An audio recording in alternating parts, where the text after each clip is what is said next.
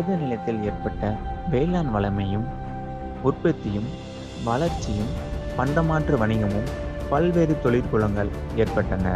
இதனால் பல்லன் என்னும் ஒரு வகுப்பாய் இருந்த மருதநில உழவன் முதலில் நாற்பாலாய் பிரிந்தான். அவ்வாறு நாற்பாலாய் பிரிந்த பல்லன் காவலுக்காய் காவலன் என்றும், கல்விக்காக அந்தணன் என்றும், வணிகத்திற்காய் வணிகனாகவும் பிரிந்தான். தொடர்ந்து வேளாண்மை தொழிலில் கவனம் செலுத்திய பல்லன் வேளாளன் என்று அழைக்கப்பட்டான். தமிழர் குலம் தோன்றியது பல்லன் என்னும் வேளாளர் குலத்திலிருந்து என்பதை நாம் அறியலாம். ஊரான் என்ற சிற்றூர் நிலையில் இருந்த பல்லன் கிழவன் என்ற பேரூர் தலைவனாக மாறினான். கிழவன் நிலையிலிருந்து வேல் நிலையும், வேல் நிலையிலிருந்து வேளிர் நிலையும், வேளிர் நிலையிலிருந்து மன்னர் அரசர் நிலையையும், அரசர் மன்னர் நிலையிலிருந்து வேந்தர் நிலையையும், வேந்தர் நிலையிலிருந்து மாவேந்தர் நிலையையும் மருதநில தலைவன் அடைந்தான்.